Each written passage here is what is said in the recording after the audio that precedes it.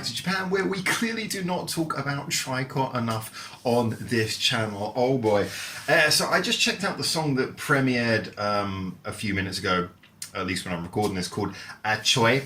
Now, I should point out that before I heard this, it had actually already been recommended during one of our Twitch live streams where someone got me to do a reaction to the live version. So I'd heard the live version of this song before and immediately recognised when this song started up. Who could not? Ship, or whatever it is she's saying.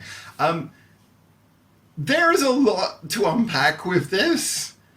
So let's start by talking about the song itself. Now, no disrespect to anyone in my community, it's just this is a good chance when talking about what makes this song so interesting and actually so good to start by talking about why I think it is bad to hear the live version of a song before you hear the recorded version of a song.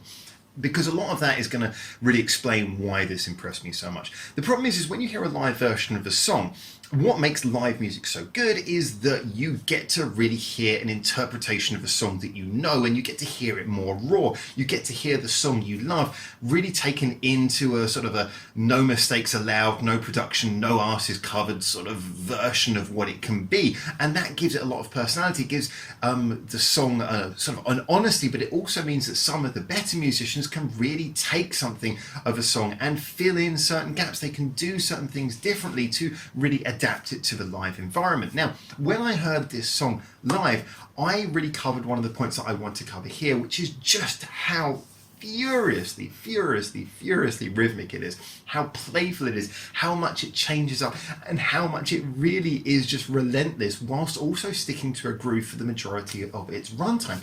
And yet the comment I made when I heard it live is that it felt like something was missing. Felt a little bit empty, like something wasn't quite 100% there, like there was a bit of a space that needed to be filled. Well, let's move on to this recorded version. See, the first thing I would say about this song in its form as we listen to it here with the music video, the studio version of the song, is that it sounds incredibly lively and it sounds full. Now, the way that they've done that really is just by putting the bass front and center, and that sounds so simple, and yet the truth is that so much of this song is all in the higher ranges. Now, anyone who just knows the basic mathematics, the science of sound and music will know that when you're in the higher frequencies you can have more sounds together without it sounding muddy, simply because they're all doing sort of higher frequency waveforms, therefore they're all more distinct from each other, whereas bass sounds more meld into each other, which is why it's very important for a good studio engineer to mix so that the kick nicely punches through if you have a thick bass line. Now here the kick drum doesn't really do much. Most of the time it's just stabbing because the drummer is doing all the work on the top. There's a lot of percussive rhythmic things going on, but the actual kick drum line is very simple. The entire bottom of this song is left for the bass, and the bass really drives this. You get those sort of slower notes and you get into the chorus and boom, boom, boom, boom, boom, gives you a little bit of a sort of head bobbing sort of beat. It really is driving so much of the rhythm and movement of this song. On the top end though, we just have a massive amazing things happen. The layering of the guitar sounds themselves, again, thin so that they can sound nimble, they can bounce around each other. I don't mean thin in a bad way. Thin often is a good thing, so long as things have interesting tones. Thin is okay if they are working around each other in an arrangement, giving each other space. And that is what's happening here. There's so many percussive things. There's so much happening with vocal layering. It's just beautiful, and it's all up in those higher ranges of sound.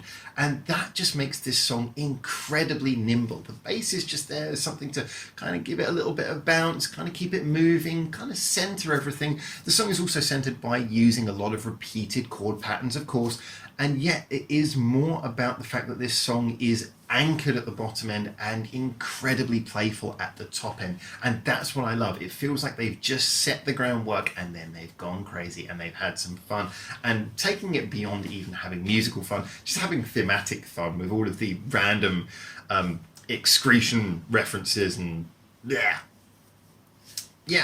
you know, put it in a song. If you can make it rhythmic, make it work, and boy did they do that. Now I'm going to step in and give a little bit of extra credit as well for the music video. The music video kind of had a bit of a weird vibe in there. I mean, I'm not old enough, but I'm sort of using the references I have. I think it was kind of a after the 60s, sort of a 70s vibe of playful, colourful, but also a little bit off key. Some sort of weird sets that looked like sound studio TV sets and things, and it was all filmed in that sort of straight shooting way as well. It's kind of looked like something off of a TV set, and yet at the same time colourful, but also a little bit of a darkness, a bit of a weirdness with the it's puking but it's not puking, and the stuff dripping out of her mouth. It was weird, but at the same time it was not distractingly so. I mean, putting a poop emoji in things and having stuff dribbling out of people's mouths is not actually as grotesque as showing poop or puke, which is, let's face it, what is being very clearly pointed towards.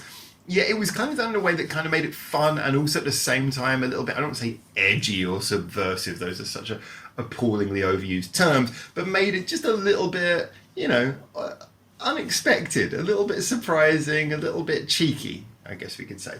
The direction also was nicely cut. It was quickly moving. There was a lot of zooming in, zooming out, taking advantage of that slightly 70s aesthetic to get a little bit, shall we say, spaghetti western with the zoom on occasion. It was just kind of fun. And I personally enjoyed the video. I thought it was well done. Good colour palette as well.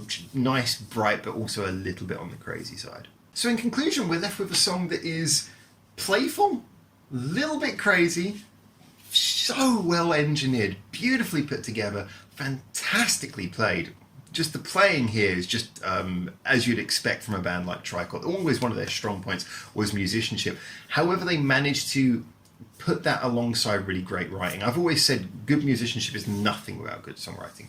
You can have someone who's not a great musician who can play an absolutely beautiful song they've written and really change your day. But a good musician with a bad song, all they can do is make you go, oh, that's impressive. It doesn't really have the same effect. So for me, musicianship needs the writing. And once again, TRICOT really have shown they have that. Again, we should cover this band more often. I really love the playfulness of this. The video backs it up nicely. It was just a little bit mental and really therefore captured a sense of joy, but in a slightly weird way that I certainly really appreciated. So this is a song that I would definitely recommend you go listen to if you want something bizarre. And hey, just for what it's worth, for a song that fits to a groove, it changes up at the end. You get one little blast of madness at the end just to really pay it off as well. So it's even a song with a payoff. I thought it was great. I would highly recommend it to you. Definitely listen to the studio version before hearing the live version. Although listen to the live version afterwards, nothing wrong with that. It's just, I think hearing the studio version really gives you an idea for how this song is rooted, how all of the madness happening works, because it's rooted in a very core bass sound that holds everything together. So again, massive points not only for the musicianship and the songwriting, but also for the engineering of this song to really understand what the song was going for, understand the layering and make it happen. Anyway, those are my thoughts. As always, get in the comments, tell me what you think, and until I hopefully see you very soon in Japan for the next one of these, for now, ciao ciao.